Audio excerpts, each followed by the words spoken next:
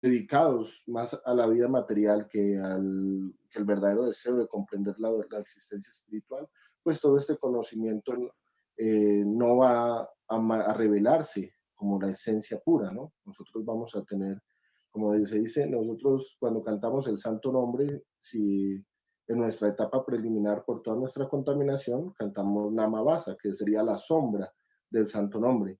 No cantamos el santo nombre o el Sudanam en su forma original, ¿no? No, contamos, no podemos recibir toda la potencia. Pregunta y por favor. No le escucho. Tiene apagado el micrófono, pregunta y La pregunta que hiciste al principio fue quién le reveló el Bhagavatam a Srila Vyasadeva. Sí. Entonces todos comenzamos a pensar en alguien. Luego dijiste que lo logró a través de un samadhi, de una meditación. Perfecto. Desde ese punto de vista, si alguien se sienta a meditar, tiene que haber alguien del otro lado que le está comunicando, Sí. para que la meditación tenga alguna conexión con la realidad subjetiva. De lo contrario, Claro. si uno medita, se sienta a meditar, a recibir iluminación, fácilmente caes en especulaciones. En el caso de nosotros. En el caso de Srila Vyasadeva tuvo que haber alguien al otro lado direccionando a Srila Vyasadeva para que la meditación tenga alguna conexión. En ese caso, ¿qué? Bueno, entonces, el tema va que cuando uno, para los yogis, cuando ellos entran en meditación, hay diferentes objetivos en su meditación. O sea, ellos entran a hacer una meditación para alcanzar un samadhi, una posición de nishta, donde se estabiliza su meditación profunda o su trascendentalismo. Pero para muchos el objetivo puede ser impersonal, para otros el objetivo puede ser personal. Entonces, de acuerdo al objetivo que nosotros tenemos en nuestra vida, de esa misma manera nosotros vamos a alcanzar esos lugares. Hay yogis que su objetivo en su meditación y ellos pueden entrar en un samadhi en el cual como objetivo o como dharana ellos simplemente tienen como meta los planetas celestiales para ir a disfrutar de los placeres que hay en estos lugares. Hay para otros que su objetivo es el nirvana o el brahmayoti, ¿sí? O para otros el objetivo es mukti, la liberación. Entonces pueden alcanzar planetas vaikuntas, ¿sí?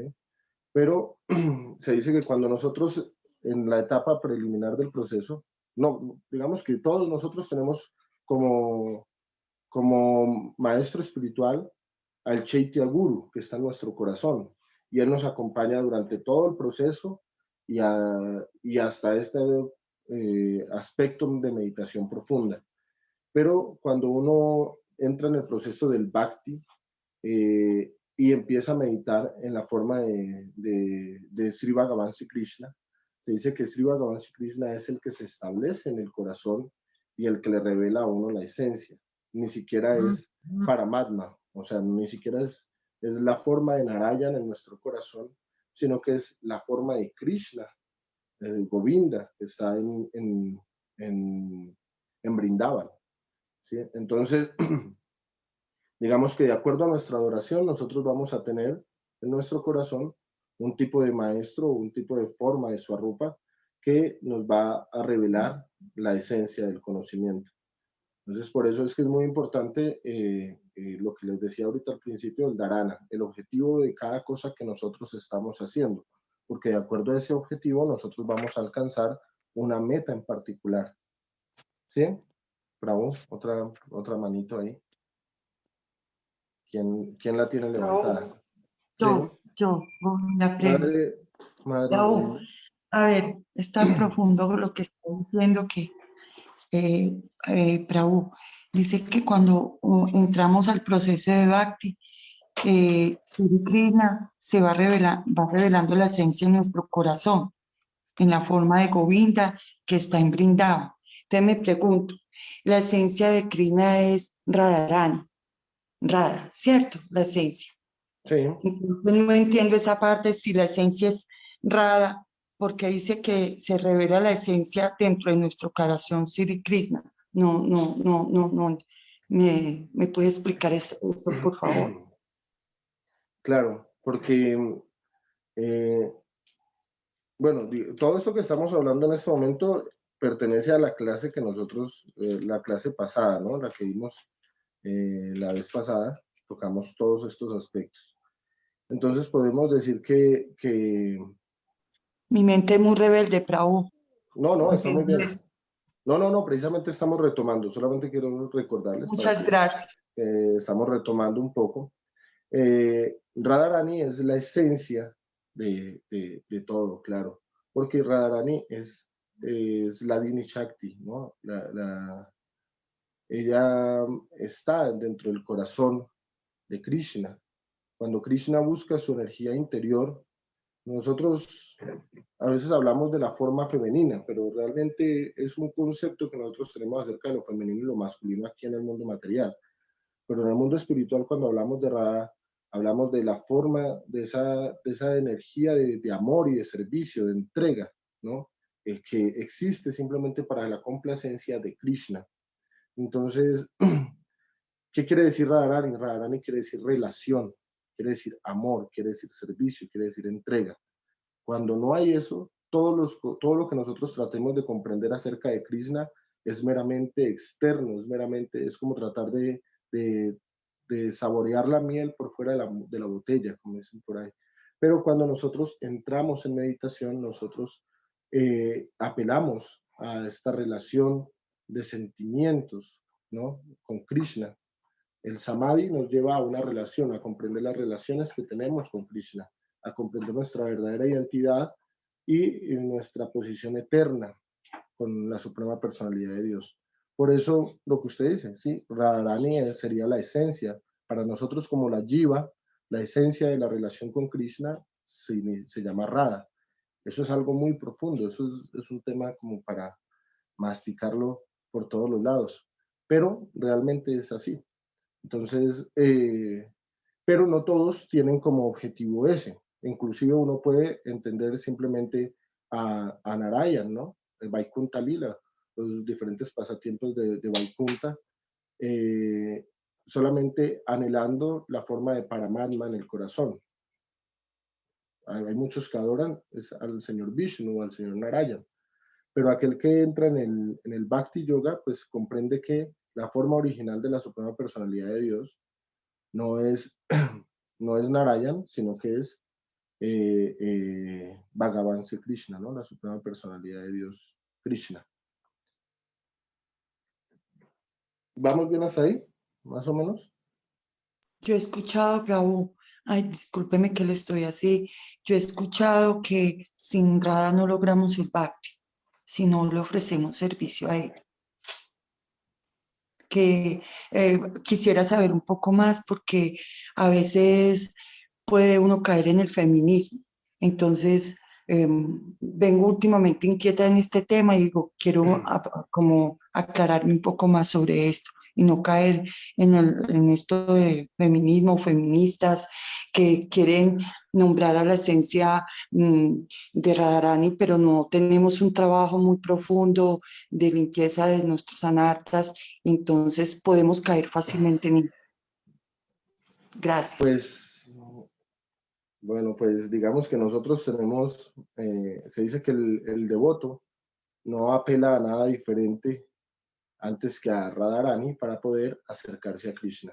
Si nosotros no comprendemos que debemos desarrollar los sentimientos adecuados, las cualidades de relación adecuado para con Krishna, entonces difícilmente vamos a poder entrar en ese tópico de relación íntima. Ojalá, digamos, y ese es el propósito, que todos podamos desarrollar esa naturaleza feminista, ¿no? Pero no el feminismo sociopolítico que existe ahora, ¿no? Ese concepto de feminismo que no tiene realmente nada que ver con una esencia espiritual. Yo ahorita ya les decía, ¿cuál es la esencia? Pues nosotros acá hablamos de femenino y masculino, pero no necesariamente porque el concepto esté limitado a femenino y masculino, solamente porque de alguna manera dentro de la naturaleza material el femenino representaba la cualidad, era lo que mejor representaba esa cualidad innata de la Dini Shakti, ¿no? O de la forma femenina de la suprema personalidad de Dios. Y cuando hablamos de la forma femenina no es simplemente Radha que manifiesta su amor. Cuando Krishna mira hacia adentro, hacia su energía interna, él lo que está mirando es su corazón. Y el corazón, el amor, es algo que es de entrega, de sacrificio, de servicio, ¿sí? Entonces, cuando nosotros hablamos de feminismo espiritual, hablamos de la posición de servicio, de entrega, de sacrificio por la felicidad, por la complacencia, por el placer de Krishna, de los demás, ¿no? Entonces, cuando nosotros queremos hablar acerca de un sagrado femenino, queremos hablar de una posición feminista, tenemos que lo que hacer es retomar mi naturaleza de amor y de servicio, no mi naturaleza intelectual, filosófica, de egocentrismo, ¿no? Eso no, ya no es feminista, digamos, eso es la posición contraria. Entonces, entender lo que es el femenino de Radharani nos ayuda a entender que la meta es realmente el objetivo de todo. La meta, que esa meta del femenino de Radha es el objetivo de todo, tanto hombres y mujeres en esta existencia. Pero en esencia nosotros no somos ni hombres ni mujeres aquí. Nosotros somos almas espirituales con esa esencia de Radharani. Almas espirituales con la esencia de servicio, con la esencia de amor, con la esencia de entrega, de sacrificio, donde realmente el egocentrismo o que todo se enfoque en mí realmente no es partícipe de esa naturaleza. Entonces, cuando nosotros estamos aquí identificados con una forma particular, con una forma material, pues estamos en maya, estamos en ilusión. Y hoy en día vemos que el tema del feminismo lo que quiere es una igualdad o un beneficio. Bueno, todo lo que tiene que ver con el tema de la falsa identificación con este cuerpo siempre nos va a llevar a desvirtuar la esencia real del conocimiento espiritual. Entonces, hay que comprender muy bien todos estos temas. Pero sí, Radha es el objetivo, y como Radha es el objetivo, nosotros tenemos la gran misericordia de que se nos manifiesta la forma de Sri Chaitanya Mahaprabhu, que eso ya sería otro tema, ¿no? En la cual Radha y Krishna como uno solo manifiestan la verdadera naturaleza del devoto. ¿Sí? Nos enseñan cómo realmente nosotros debemos actuar y en qué nos debemos ocupar, cuál debe ser nuestro objetivo último o nuestro dharana último real para poder entrar en ese samadhi.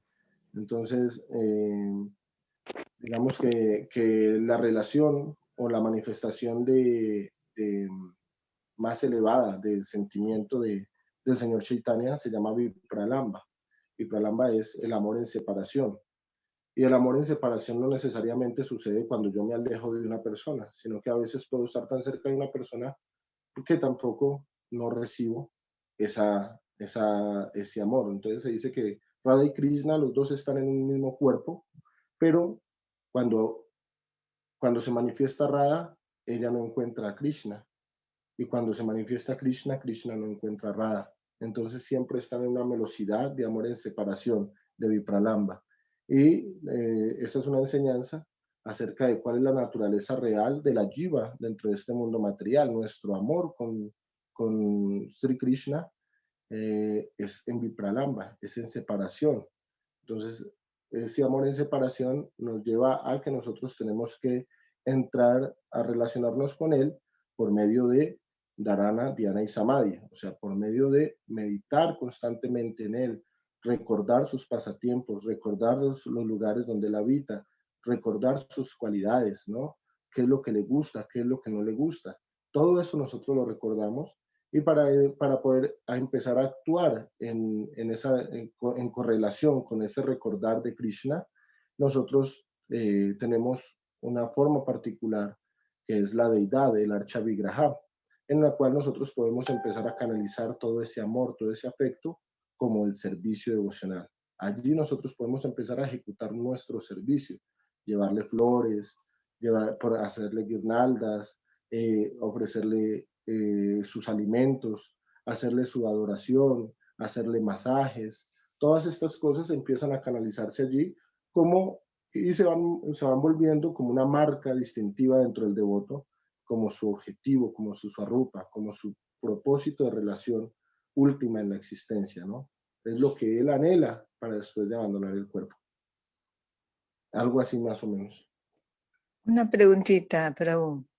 Reverencia Sí. a todos los devotos. Reverencia, Prabhu. Madre reverencias.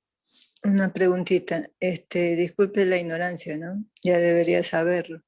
Pero, o sea, ¿cómo se eliminan los anartas? Bueno, no les voy a avanzar mucho porque eso yo creo que lo vamos a ver en esta semana. Esa etapa se llama Anarta Nivriti y hay diferentes, primero es reconocer los tipos de anartas que nos condicionan a nosotros a la pérdida del apego devocional. Y acompañado con los anartas también están las ofensas que también nos llevan a nosotros a poder perder todo ese sukriti, todas esas cualidades favorables para el avance espiritual. O sea, una persona inclusive que está avanzando en la vida espiritual, si cae en ciertos tipos de anarta o en cierto tipo de ofensas, también puede perder todo su sukriti espiritual, ¿no? Todo ese avance. Entonces, digamos, cuando digo perder, es perder su anclaje, ¿no? No perder hasta el lugar donde va, ¿no? Porque se dice, nunca hay pérdida ni disminución dentro del proceso de la vida espiritual, pero el karma siempre está ahí creciendo, ¿no? Siempre las cadenas del karma siempre se están enredando en nosotros, en nuestra vida. Entonces, cada vez que nosotros perdemos nuestra ancla en el avance espiritual, entonces automáticamente nos empieza a atrapar las redes de Maya, las redes de la ilusión. Y a esto es a lo que yo digo, perder el avance espiritual. Entonces,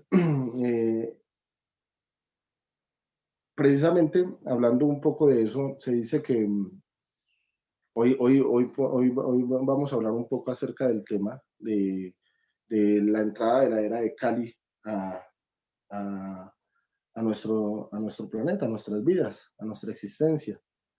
Y todo empieza a surgir, digamos, desde la desaparición, específicamente desde la desaparición de Krishna. Cuando Krishna parte de este mundo, automáticamente queda desprotegido de alguna manera el planeta, y en ese momento la personalidad de Kali se manifiesta, ve su gran oportunidad para manifestarse y manifestar sus descualificaciones.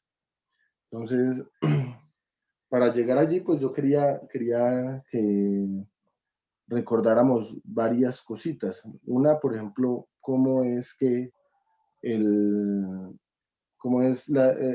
tema del rey Pariksi, que sería el primer verso de este capítulo 12, el nacimiento del emperador Pariksi.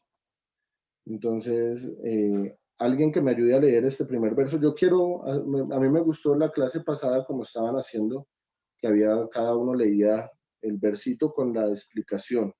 Entonces, hoy vamos a leer 7 versos con la explicación. Entonces, por favor, para que tengan el Srimad Bhagavatam ahí a su mano y me acompañen. Entonces, alguien que lea el primer verso del Srimad Bhagavatam del capítulo 12, el nacimiento del emperador Pariksi.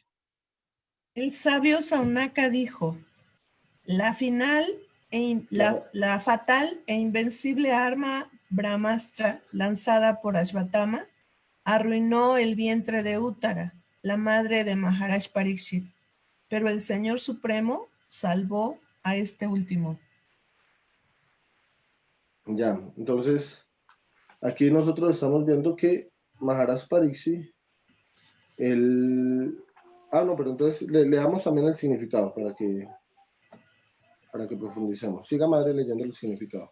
Los sabios que estaban reunidos en el bosque de Naimisaranya le hicieron preguntas a Sutta Goswami acerca del nacimiento de Maharaj Pariksit, pero en el transcurso de la narración se trataron otros temas, tales como el Brahmastra, lanzado por el hijo de Drona, cómo Arjuna lo castigó, las oraciones de la reina Kunti Devi, la visita de los Pándavas al lugar en el que Bhismadeva yacía, las oraciones de este y posteriormente la partida del Señor para Dwarka. Se narró además su arribo a Dwarka y su residencia con las 16,000 reinas, etc. Los sabios se absorbieron en dichas descripciones, pero ahora querían regresar al tema original y por eso Saunaka Rishi hizo la petición. De modo que se prosigue con el tema del arma Brahmastra que Ashvatthama lanzó. Bueno, entonces, ustedes ya vieron por qué Ashwatthama quería matar a Maharaj Pariksit. ¿Por qué razón? ¿Alguien que me diga? Porque era el último descendiente de los Pandavas. Ajá. ¿Y cuál era la razón? Quería terminar con la descendencia al Yadu. Sí. Praunita y Pada, ¿hasta que nos dice algo? Bueno, para nosotros entender un poco esta parte que es importante, o sea, porque imagínate, lo hemos visto desde el principio del Srimad Bhagavatam, todo el tema del rey Parisi y cómo el rey Parisi adopta el trono, es que tenemos que ir hasta mucho más atrás, hasta donde está Dronacharya, ¿no? Porque Ashwatthama es el hijo de Dronacharya, pero resulta que Dronacharya, tiempo atrás, él había, bueno, se preguntan por qué Ashwatthama ejecutó una actividad tan vil, ¿no? Digamos, tan tramposa de ir a matar a los hijos de los Pándavas en medio del sueño. Y de esta manera se desató todas estas diferentes actividades en las cuales él lanza el Brahmastra. Entonces se dice que Ashwatthama en un comienzo él consideraba que era lógico aprovechar, hacer una trampa para destruir a los Pándavas mientras ellos dormían, ya que ellos también se habían valido de una trampa anteriormente para poder matar a su padre. Entonces, desde allí, nosotros podemos entender por qué todas estas reacciones y de alguna manera por qué un brahmana, un personaje de la casta brahmana, cayó en toda esta trampa, en esta ilusión, o se cayó de su posición, de sus facultades y de sus cualidades. Entonces, se dice que el pasatiempo dice que Dronacharya, él era muy amigo de otro gran guerrero que se llamaba Draupada. Estos dos guerreros tuvieron el mismo maestro, el padre de Dronacharya era el maestro tanto de Dronacharya como de Draupada. Ellos habían llegado a un acuerdo de que cuando ellos, que en algún momento ellos conquistaran algún reino o heredaran algún reino, automáticamente el que fuera le iba a heredar al otro la mitad de ese reino. O sea, si alguno llegaba a tener muchas riquezas, le iba a donar la mitad de las riquezas al otro. Y pues pasado el tiempo, Draupada tuvo esa posibilidad, él recibió un reino, pero después de recibir el reino, digamos que él se enfocó en sus complejidades administrativas y Dronacharya en una época estaba muy mal económicamente, no tenía con qué alimentar a su familia, realmente estaba mendigando. Entonces él dijo, no, pues yo debo ir a reclamar lo que es mío. Y se fue para donde Draupada a reclamar la mitad de su trono, a mostrarle que él estaba en una posición de mendigo. Y Draupada le dijo, no, tú realmente, en ese momento Dronacharya no era el gran maestro de armas todavía, él simplemente había sido un estudiante y había quedado sin un peso en el bolsillo. Entonces, Dronacharya dijo, no, tú eres una casta baja, tú eres un mendigo, tú no tienes nada que venir a pedir aquí. nada de lo que es mío es tuyo. Entonces Dronacharya se sintió muy acongojado por, por, por lo que había hecho Draupada en ese momento con el reino, ¿no? O sea, le había negado todas las riquezas. Entonces se dice que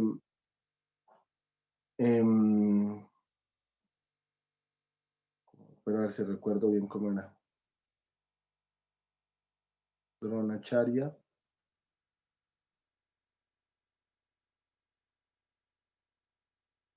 Dronacharya, entonces con un tiempo después Dronacharya él es pedido por Bhishma para que entrene a los Pándavas y a los Kurus, ¿no? Para que él entrene a toda la dinastía. Entonces ahí es donde el Dronacharya se vuelve el maestro de los Pándavas y él envía a los Pándavas, a los 5 Pándavas, como les pide como Daksina para ser su maestro, él les pide como Daksina que tienen que derrotar a Draupada, bajarlo de su trono y traerlo preso ante su presencia. Entonces, desde allí ya surge cómo se involucra los 5 Pándavas en esta caída de Draupada, ¿no? Entonces, Draupada, al estar preso ante Dronacharya, pues Dronacharya lo castiga y le quita la mitad del trono, la mitad del reino, el cual era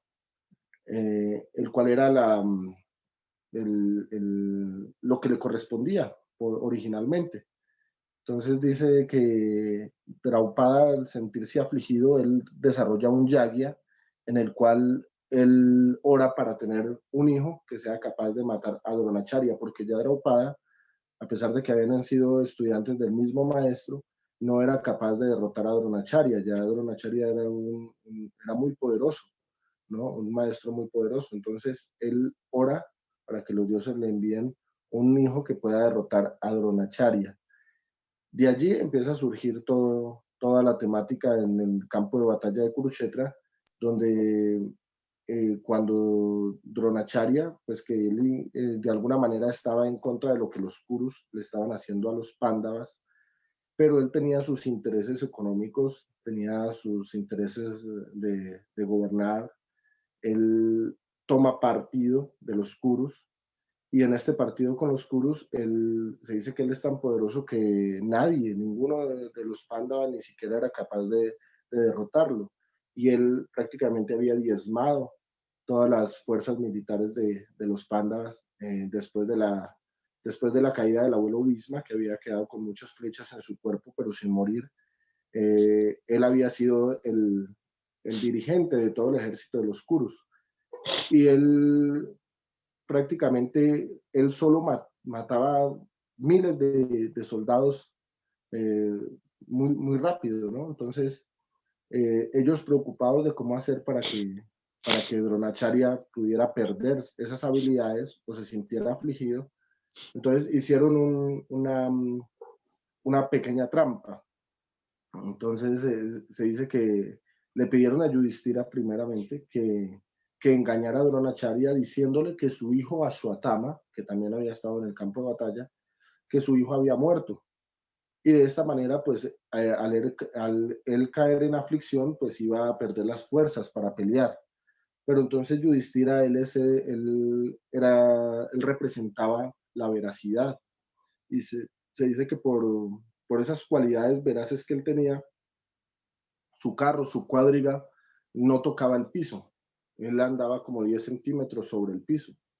Tenía esa virtud por ser la representación de esa veracidad, ¿no? Pero entonces se dice que para no romper con tanto esa veracidad, lo que hizo Bhima fue que mató a un elefante que se llamaba Ashwatthama. Y luego de matar al elefante Ashwatthama, entonces gritaron, Ashwatthama ha muerto, ¿no?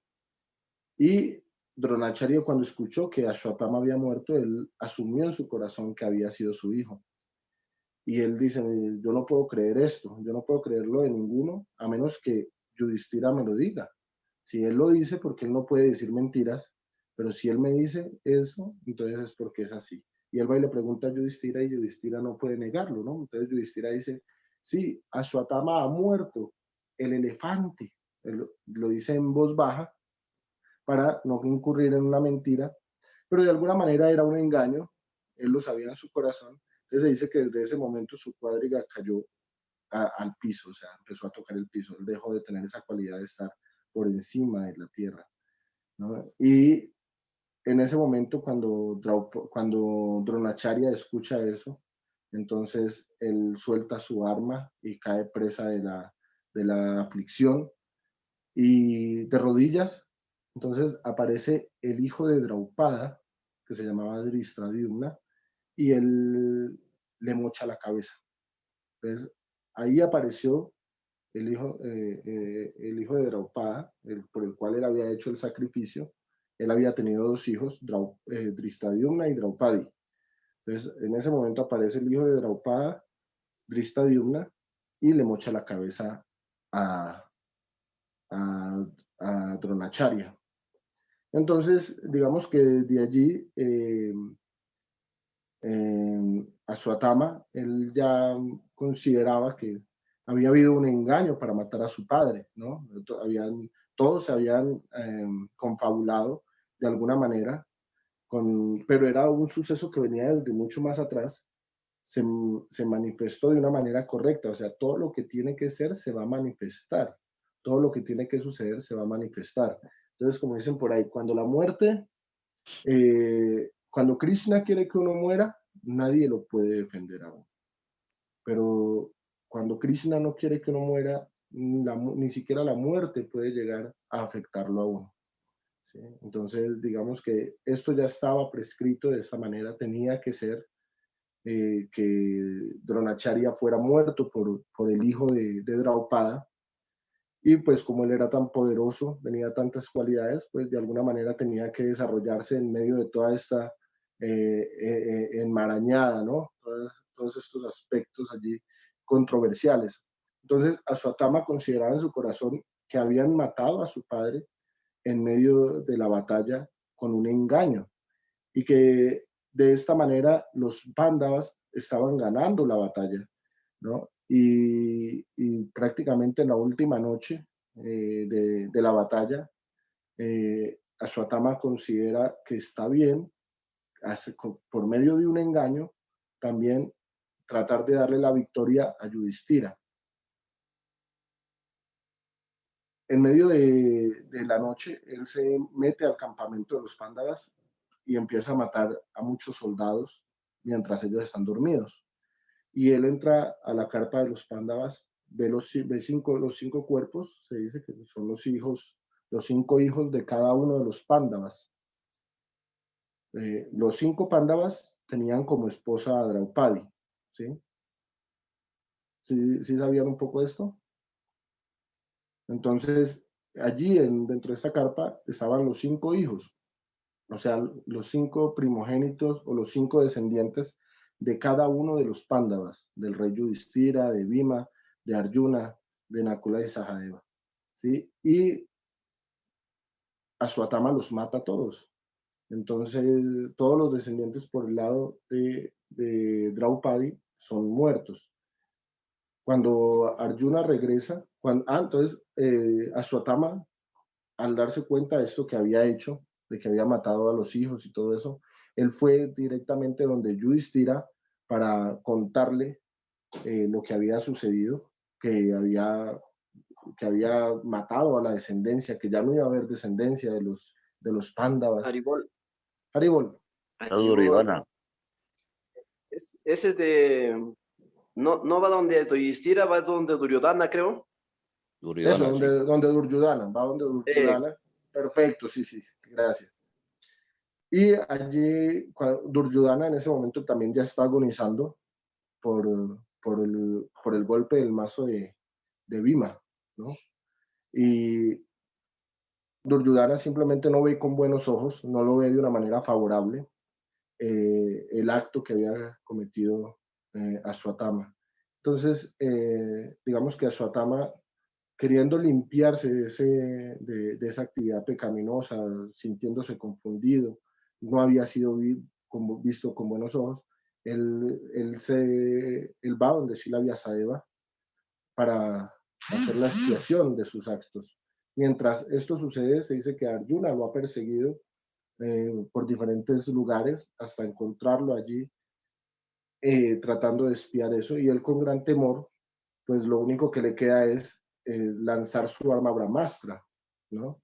Y al lanzar su arma Brahmastra, pues se dice que de los alumnos de Dronacharya, Arjuna era el favorito, ¿no? Y a Arjuna le habían enseñado cómo lanzar un Brahmastra y cómo volverlo a recoger. O sea, si lo lanzaba antes de que causara un gran daño, podía volverlo a retirar y mitigar los daños causados por esta arma. Así, de esta manera, Ashwatthama no era capaz de hacerlo. Él lo lanzó, pero él no sabía cómo retirarlo.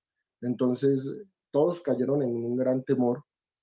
Entonces, Krishna le dice a Arjuna que para detener este Brahmastra debe lanzar el Brahmastra de él.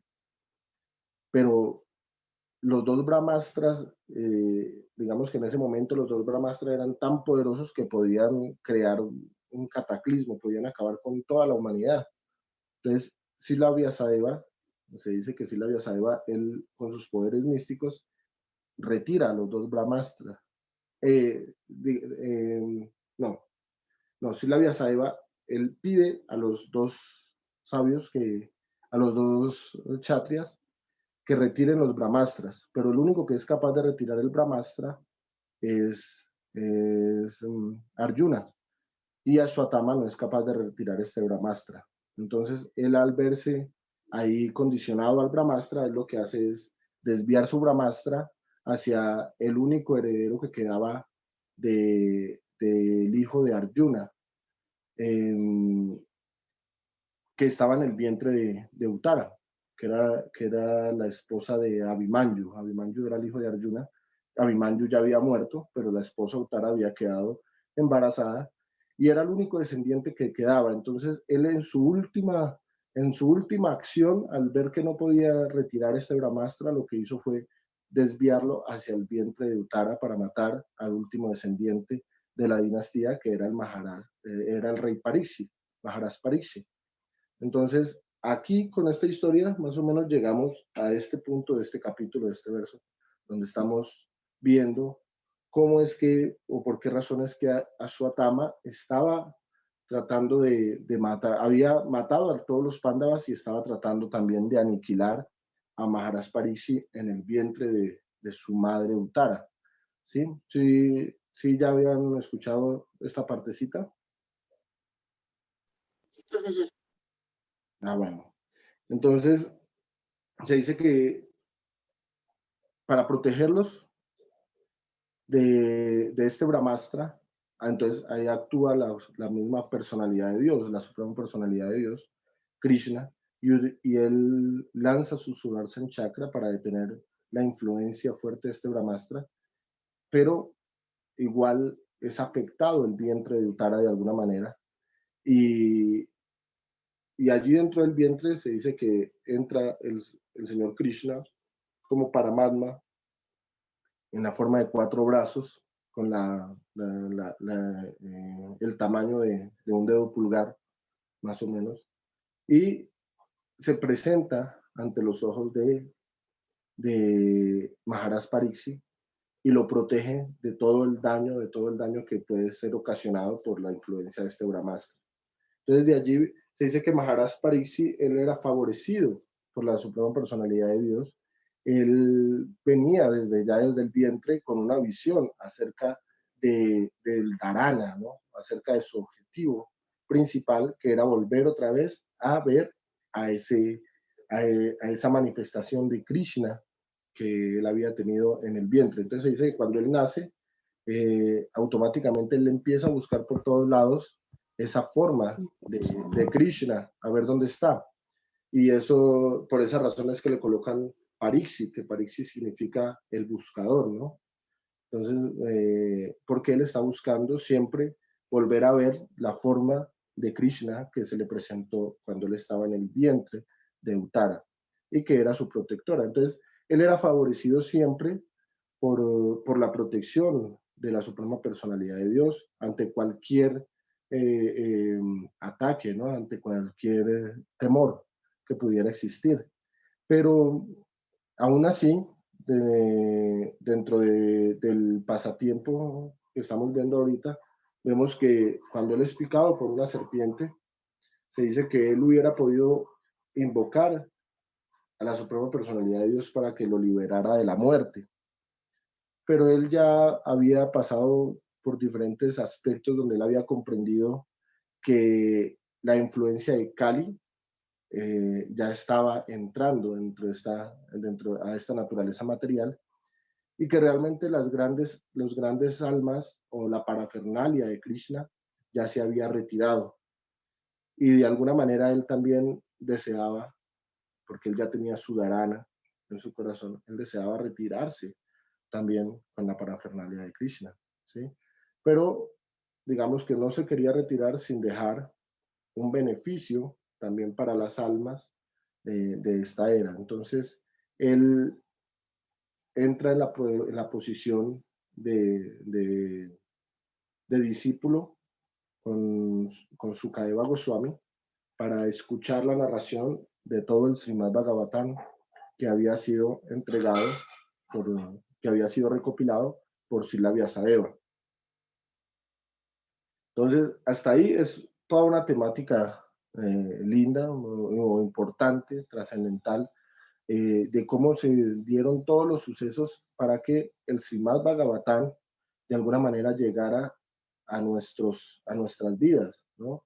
Y no solamente llegar a nuestras vidas, sino que, digamos que Srila Vyasadeva recopiló el Sastra, y él representa el Sastra, ¿no? El Srimad Bhagavatam, ¿no? Bueno, pero Srila Sukadeva representa el devoto Bhagavata, ¿no? Aquel que puede narrar la escritura con la melosidad, con el rushi, con el sabor específico. Por eso se dice que Sukadeva, Suka es un loro, ¿no? Y se dice que cuando los loros muerden las frutas, estas frutas se vuelven más dulces. Entonces, cuando Sukadeva Goswami, él después de haber aprendido el Srimad Bhagavatam de Srila Vyasadeva, su padre, cuando él lo empieza a narrar, el sabor o la velocidad con la que él narra el Srimad Bhagavatam realmente es trascendental, es algo, se dice que es apaurusella, ¿no? Es un conocimiento inconcebible y que no está condicionado a nada de este mundo material, ¿no? Solamente se puede disfrutar, no se puede entender con el intelecto, no se puede calcular, ¿no? Nada, ningún aspecto científico puede realmente corroborar los aspectos trascendentales del Srimad Bhagavatam de una manera real, sino que solamente para aquel que se ubica en su posición de discípulo y ejecuta Sravanam, escuchar de los labios del devoto Bhagavata, él recibe en su corazón esa velocidad trascendental del Srimad Bhagavatam. Entonces, esto es como también nos lleva también a entender lo que hablábamos al principio, ¿no? Si nosotros estudiamos el Srimad Bhagavatam solo para tratar de entenderlo, tratar de calcular, de comprender cada uno de los aspectos de una manera científica, filosófica, mental, con nuestros sentidos, pues simplemente vamos a quedar muy limitados, e inclusive vamos a quedar enredados en conceptos, en la percepción de las instrucciones que existen en el Bhagavatam no están de acuerdo con la capacidad de nuestros sentidos, ¿no? O sea, nuestros sentidos, digamos que tratan de entender todo de una manera lineal, pero el Bhagavatam, este tipo de conocimiento explica acerca del absoluto de muchas maneras, lineales y abstractas. Y si nosotros no tenemos esa capacidad de comprender los diferentes tiempos, las diferentes velocidades, ¿no? Los diferentes sentimientos, pues es muy difícil que nosotros podamos de una manera intelectual poder asimilar algo de este conocimiento trascendental. Pero se dice que por escucharlo, ya no por estudiarlo nosotros personalmente, sino por escuchar el Srimad Bhagavatam de labios del devoto puro, todo aquello que le perturba en el corazón se remueve por completo. O sea, así tú no lo comprendas, pero solamente por ejecutar tu posición de devoto y de discípulo y hacer Sravanam, escuchar todos estos pasatiempos, todos estos lilas, toda esta esencia, automáticamente todos los samskaras de tu vida empiezan a ser erradicados. Todas las descualificaciones, todas las impurezas se empiezan a erradicar de la vida de nosotros y nos volvemos virtuosos para entrar en esa etapa de relación eterna con Krishna, o esa etapa de Bhakti, se podría decir. ¿Vamos bien hasta ahí? Sí, profesor. Sí, profesor. Gracias, Gustavo. ¿Alguna Gracias. pregunta?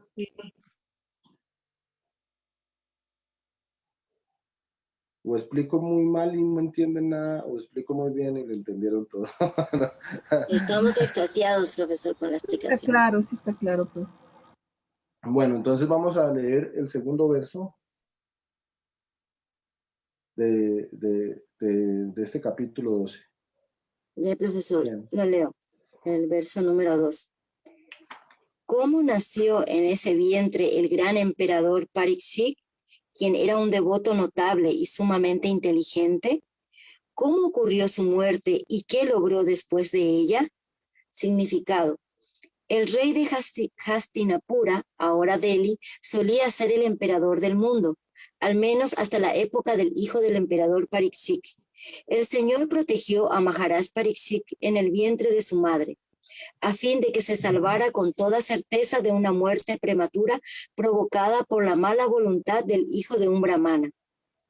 Como la era de Kali comenzó a actuar justo después de la subida al poder de Maharaj Parikshit, el primer signo de mal augurio se exhibió en la maldición de que fuera objeto un rey tan extraordinariamente inteligente y consagrado como él.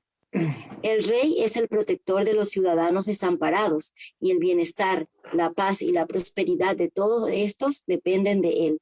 Desgraciadamente, por instigación de la caída era de Kali, se utilizó al desafortunado hijo de un brahmana para condenar al inocente Maharaj Parikshit. Y por ello, el rey se tuvo que preparar para la muerte en un plazo de 7 días. Maharaj Parikshit es especialmente famoso como aquel a quien Vishnu protege, y al ser maldecido por el hijo de un brahmana, pudo haber invocado la misericordia del Señor para que lo salvara, pero no quiso hacerlo, porque era un devoto puro. Un devoto puro nunca le pide al Señor ningún favor indebido. Maharaj Parikshit sabía, así como también lo sabían todos los demás, que la maldición de la que el hijo del brahmana lo hizo objeto no se justificaba, pero él no quiso contrarrestarla, porque también sabía que la era de Kali había comenzado, y que con ella había comenzado la degradación de la muy talentosa comunidad brahmana. El primer síntoma de la era. Él no quiso interferir con la corriente del tiempo, sino que, más bien, se preparó para recibir la muerte de una manera muy alegre y adecuada. Por lo afortunado que era, obtuvo al menos 7 días para prepararse y enfrentarse a la muerte, y en consecuencia utilizó el tiempo debidamente en compañía de Sukadeva Goswami, el gran santo y devoto del Señor. Jai. Ya. Entonces, pues prácticamente lo que hemos estado hablando, ¿no? Como Maharaj Parikshit fue siempre favorecido como un gran devoto de Krishna, y cómo él podía haberse liberado de esta muerte también, inclusive. Pero él la adoptó como la forma para poder abandonar ya su posición dentro de este mundo material y entregarse a la relación eterna con Krishna, ¿no? Él siempre estuvo buscando cómo volver a ver esa personalidad de Dios que se le había manifestado cuando él estaba en el vientre de su madre. Entonces, pero aparte de eso, él como un gran rey santo, él sabía de lo que venía para toda la humanidad después de la partida de Krishna y la partida de todos los demás, de todos los demás, de todos los demás asociados de la Suprema Personalidad de Krishna. Y él también quería partir, pero él quería dejar un beneficio para la sociedad. Y por esta razón, él entra en la posición de escucha del Srimad Bhagavatam para enseñarnos cómo se debe para esta era realmente entender la esencia del conocimiento védico o la práctica espiritual. ¿Alguien de ustedes recuerda cómo Maharaj Pariksit vio la entrada de Kali Yuga, a la entrada de esta era a la humanidad? ¿Cómo fue que él la percibió? ¿Recuerdan el pasatiempo del toro y la vaca? ¿Ya se los contaron? ¿Alguien que me ayude con el pasatiempo?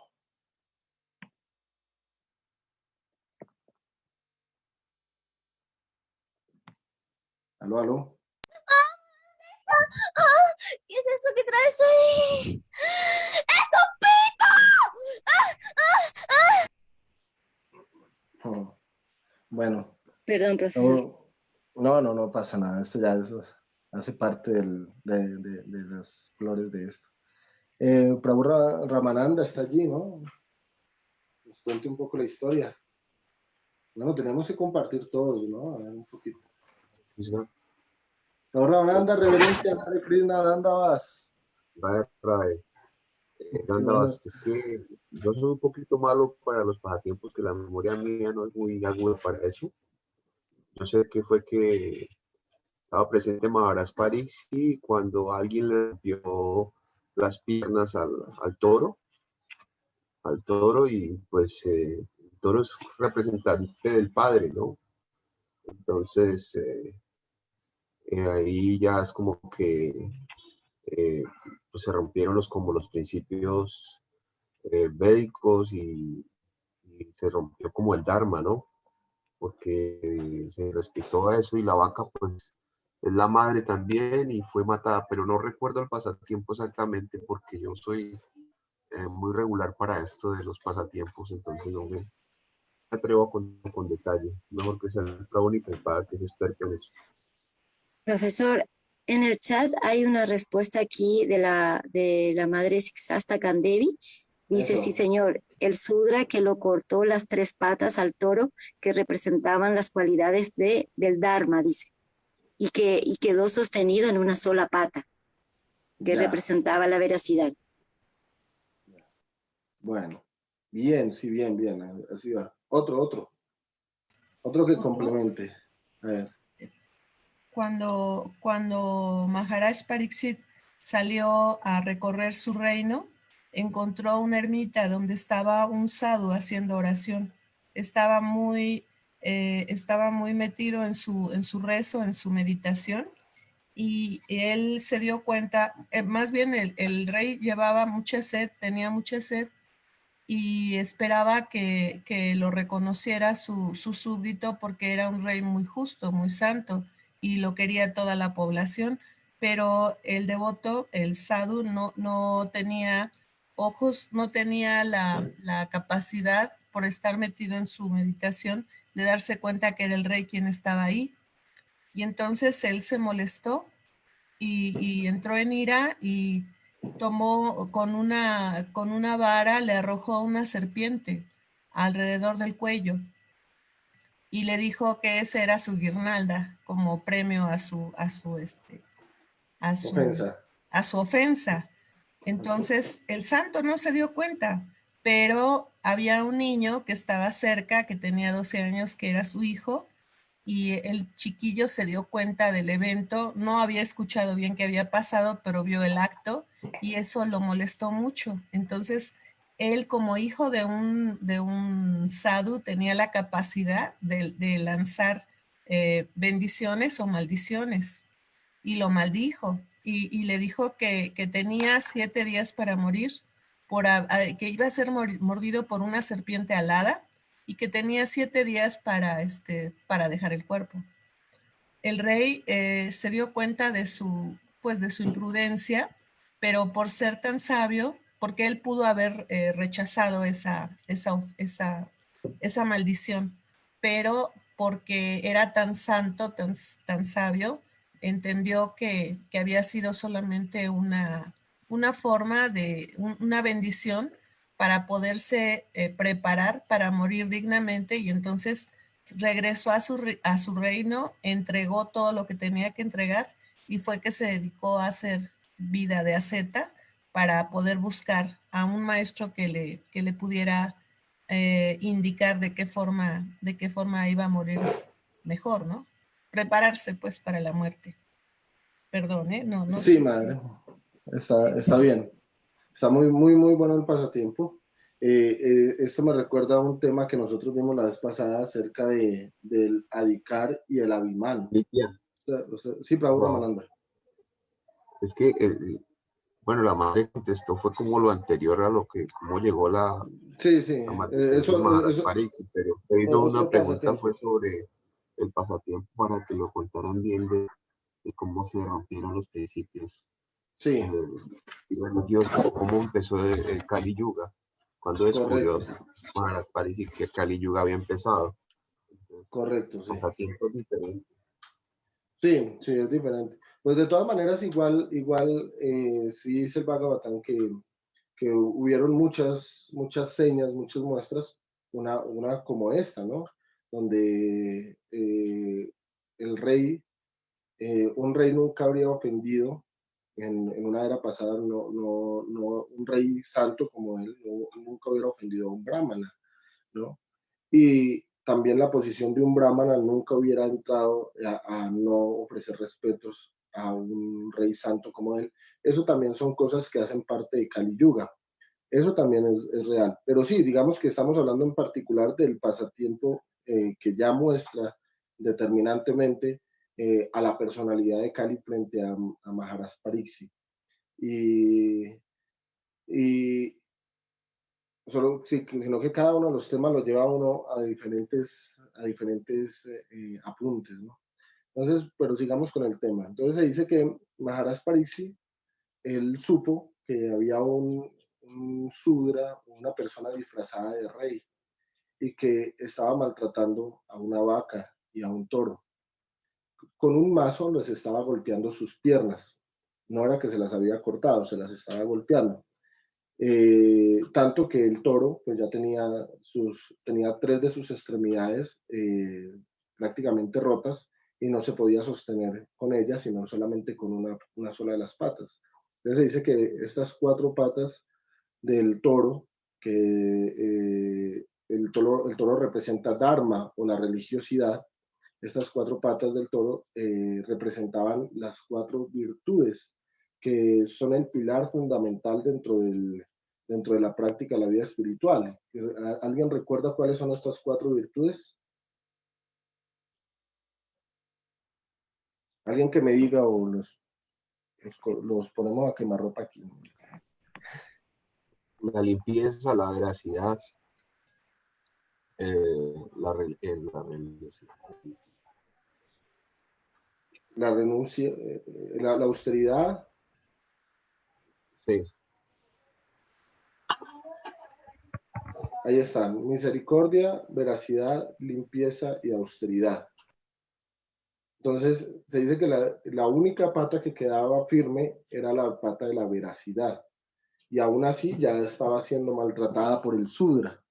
Entonces, el toro estaba solo sosteniéndose de temor en una sola pata, en la pata de la veracidad. Se estaba orinando y todo allí. Estaba muy asustado, ¿no? Entonces, en ese momento estaba la vaca que representa a Bhumi, a la madre tierra, y Dharma, la religión, que es representada por el toro. Y mostraban que para esta era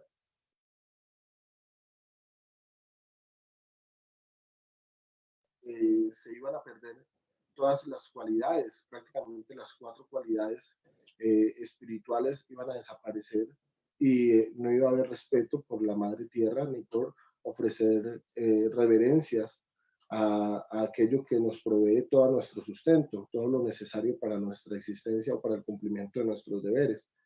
Entonces, había una pérdida total de toda esta comprensión.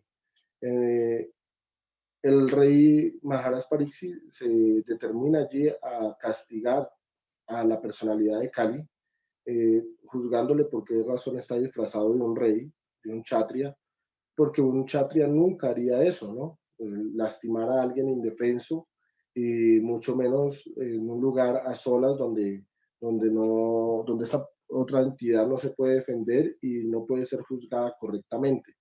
Entonces, un kshatriya nunca hubiera hecho eso, entonces él consideró que este rey no era un kshatriya real. Entonces, él manifiesta su verdadera personalidad antes de que sea matado y se arrodilla frente a Maharaj Pariksit, le pide perdón con sus manos juntas y Maharaj Pariksit, siendo un rey benevolente, entonces dice, él lo perdona, ¿no? Lo perdona y no se involucra más en el tema de los sucesos que vienen con la era de Kali. Él comprende que la era de Kali es inminente, que va a suceder, ¿no? Y que realmente él a pesar de tener la capacidad de actuar, no le corresponde, ¿no? O sea, no porque uno, y esto es una enseñanza de que no porque uno pueda actuar en alguna situación, quiere decir que deba actuar en esa situación. Y para eso se requiere sabiduría. Y él como rey sabio sabía comprender cada una de las situaciones que se le estaban presentando en la vida acerca de su verdadero destino, de su verdadero propósito. Entonces se dice que desde ese momento lo que hace él es restablecerle las otras 3 patas al toro, ayudárselas a sanar, pero como para mitigar la entrada de Kali de una manera tan fuerte, ¿no? Entonces él sabía que es inminente, pero ayudó a que estos 4 principios de alguna manera se restablecieran un poco y pudieran perdurar durante mucho más tiempo. Por esta razón nosotros en este momento tenemos la oportunidad de escuchar el Srimad Bhagavatam y de todavía tratar de adquirir esas 4 cualidades necesarias para el desarrollo de las virtudes apropiadas de la vida espiritual, ¿sí? Todavía nosotros podemos anhelar a ellas si hacemos la práctica de Anartha Nivriti que les decía de una manera correcta, ¿sí? ¿Vamos bien hasta ahí? Profesor, hay una mano levantada de la madre de Vishnu Priya. Bueno, Sí, reverencias, reverencias, Prabhu. Sí, una pregunta. Bueno, en este sentido, cuando dice que el restablecimiento, bueno, primero el corte de las patas y luego el restablecimiento. Aquí lo veo como un acto, o más bien una revelación metafórica, en el sentido de que obviamente ya no es un tiempo y que este es un tiempo distinto al tiempo en donde esa historia fue relatada. Y por ejemplo, esto de la veracidad, la misericordia, o sea, los 4 principios que aún que estando en era de Kali, tendríamos que practicar diariamente como devotos, ¿cierto? Sí, sí, los devotos tienen esa práctica, ¿no? La búsqueda de esas cualidades. Uh-huh. Y la misericordia, nada más aquí una pregunta, la misericordia de alguna forma también está relacionada en muchos casos también con la compasión, pero también, o sea, con la generosidad, con la bondad, con la magnanimidad y con el valor, con la justicia, ¿cierto? Claro que sí, madre. Sí, bueno. Digamos que... Gracias. Por eso dice Srila Prabhupada que la verdadera misericordia para esta era no está en los actos piadosos, sino realmente en la entrega de un conocimiento verdadero. Y este conocimiento real es el Mahamantra Hare Krishna, el santo nombre de Krishna, porque cuando se entrega realmente lo que la jiva en su esencia está necesitando, que es su relación eterna con Dios, ella deja de sufrir las inclemencias de la era, ¿no? De todas estas descualificaciones, de todos estos aspectos oscuros. Una persona que entra en conciencia espiritual, en conciencia de Krishna, una persona que deja de estar identificada con las banalidades del mundo material, ella automáticamente empieza Hare Krishna Prabhu en unas reverencias. Ella automáticamente queda liberada de la aflicción y el sufrimiento de este mundo material para entrar en el regocijo de la relación eterna. ¿Sí? El alma espiritual no tiene la misma necesidad del cuerpo, ¿no? El alma simplemente requiere del amor, del swarupa, de la relación con Krishna, de estar en esa plataforma. A ella no le preocupa casa, carro, beca, dinero, familia. A ella realmente le preocupa es la realidad de su existencia, ¿no? Su posición original dentro de los pasatiempos de Radha y Krishna. Entonces,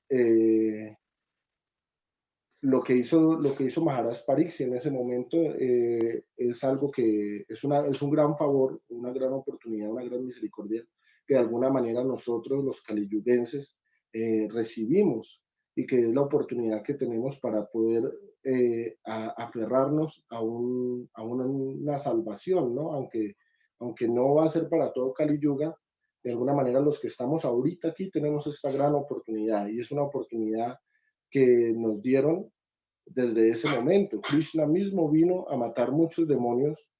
No podría decir, si Krishna no hubiera venido a matar a Putana o a todos los demás demonios que él mató cuando él apareció, imagínense, todos esos demonios hubieran seguido existiendo en la tierra, y en este momento Kali Yuga podría ser un mundo lleno de demonios más, digamos, existen muchos demonios, ¿no? Pero digamos que estos demonios místicos, con poderes, con cosas raras, uno podría determinarlo como así, ¿no? Pero Krishna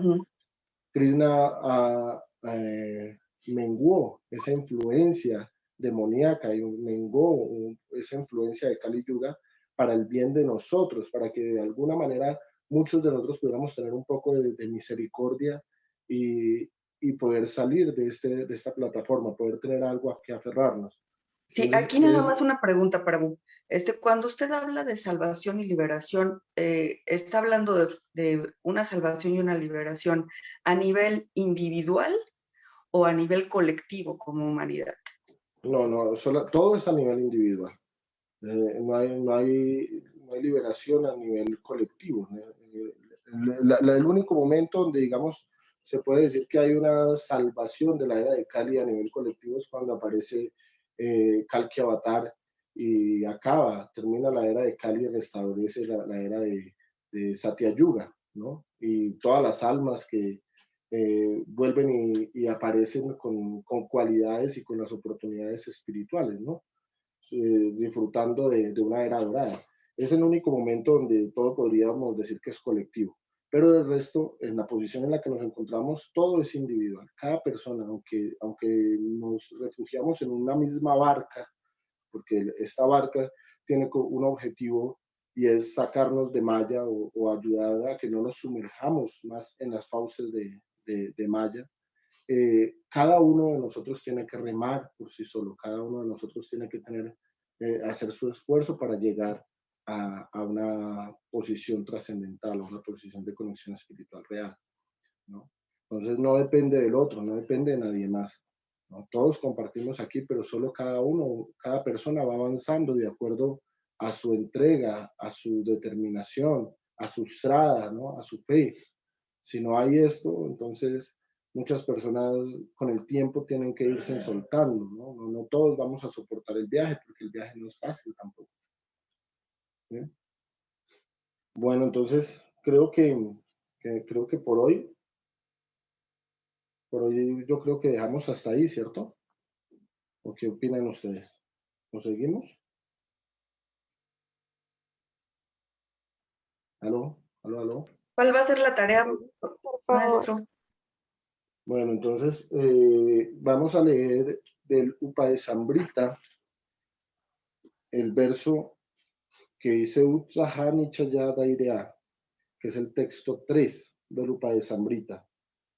¿Sí? Precisamente nos habla acerca de qué manera nosotros, preciso con la pregunta que hizo la madre, de qué manera nosotros podemos sostenernos y avanzar dentro de la práctica espiritual y podemos superar la influencia de esta era de Kali, ¿no? ¿Cómo es que logramos esto? Entonces, el texto 3 del Upadesambrita para mañana. ¿Sí? Señor. Hay algunos avisos, noticias. Ya, profesor, sí, muchas gracias por permitir el Bueno, espacio. Queremos comentarles a Jai Prabhu, reverencias. Muchas gracias, profesor. Queremos comentarles entonces para esta tarde también se conecten en esta misma plataforma para el espacio de música para el alma, un espacio del néctar del sadhusanga, tradiciones de la India con el Prabhu Venuraj Das y así permitirnos conectarnos con la alta vibración de los mantras a partir de las 6 de la tarde hora Colombia. Estas semanas vamos los días lunes, martes y miércoles. Y seguidamente también les queremos compartir un hermoso programa que tenemos para las 7 de la noche, hora Colombia, pero que va a ir a través de la plataforma de la Escuela Sol. Esta noche tenemos una presentación muy bonita de Rati Yogi, la yogi de la Edad Dorada. Si me permiten unos segundos, también les voy a compartir ahí en el chat para que ya tengan el enlace directo de la de la Escuela Sol. Entonces, ahí para que puedan también seguir esta maravillosa presentación que nos espera esta noche.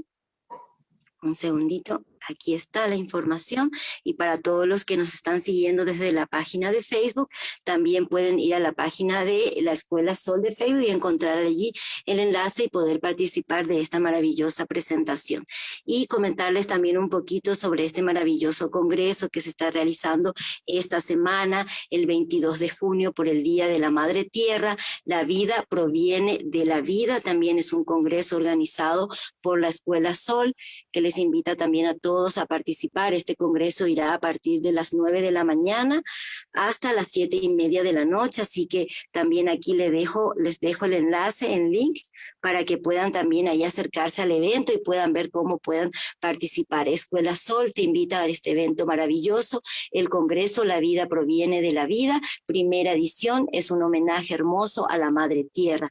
Acompáñanos a compartir con todos y prepárate para vivir una gran fiesta. Entonces ahí también está en el chat el enlace para que puedan también aprovechar.